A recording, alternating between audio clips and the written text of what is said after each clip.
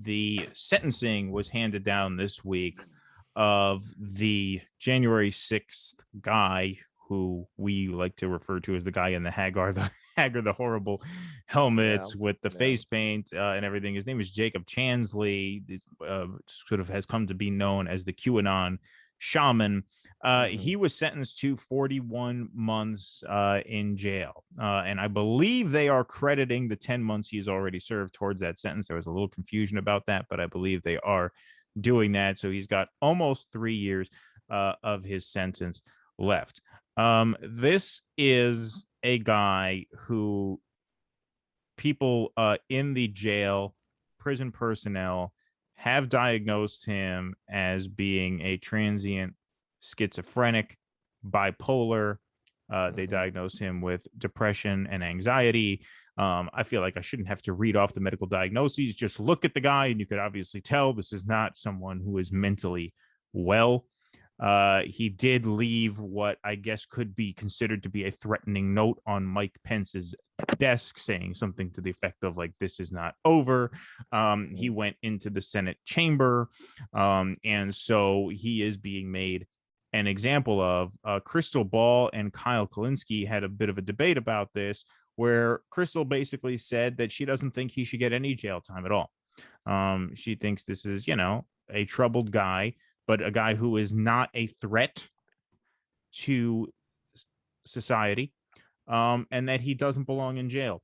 I don't know. I'm not going to pretend that I know what his sentence should or should not be, but I tend to err on the side of not throwing people in jail. Well, why don't you refer him to a mental health facility?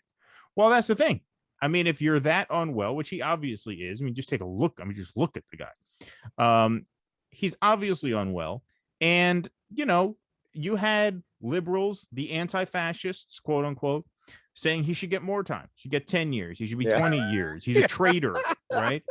I think this is just awful. And this is what Greenwald says. We referenced this in our last episode about how the targets in the Trump era are people with little to no power.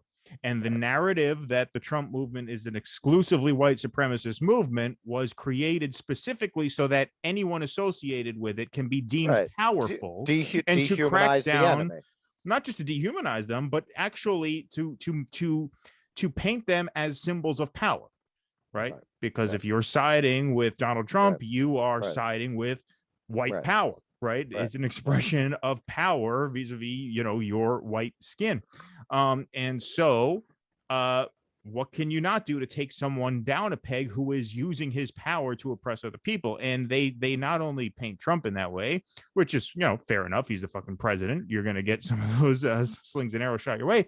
But they are applying that same message to a lot of these Capitol rioters, many of whom are, as we did a whole episode on, disproportionately in debt, disproportionately in poor people, on drugs.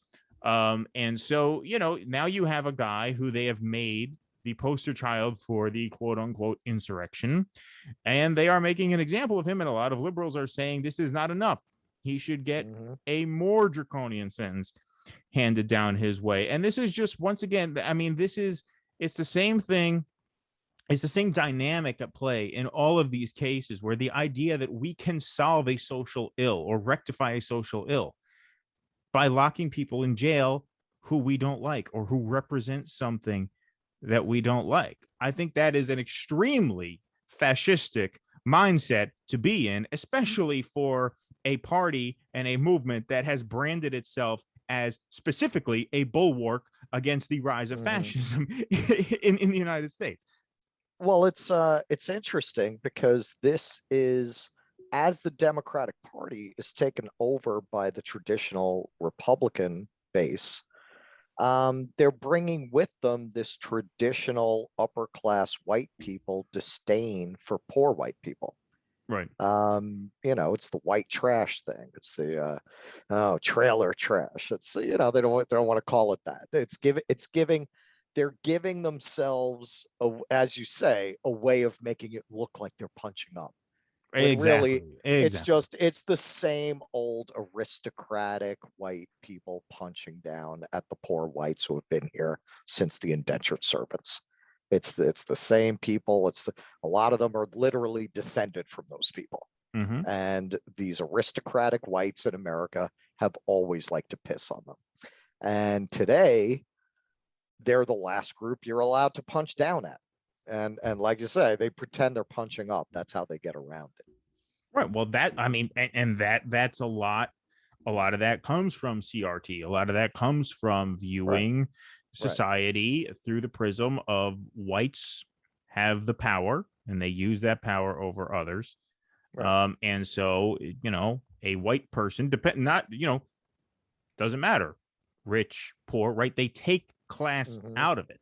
Right. Right. And to the point You're where a this guy class is now reductionist. right, and that's what they would say. The smart ones who even know that term would use it. No, The others just don't even know what to say. no, that's become a catchphrase with them now.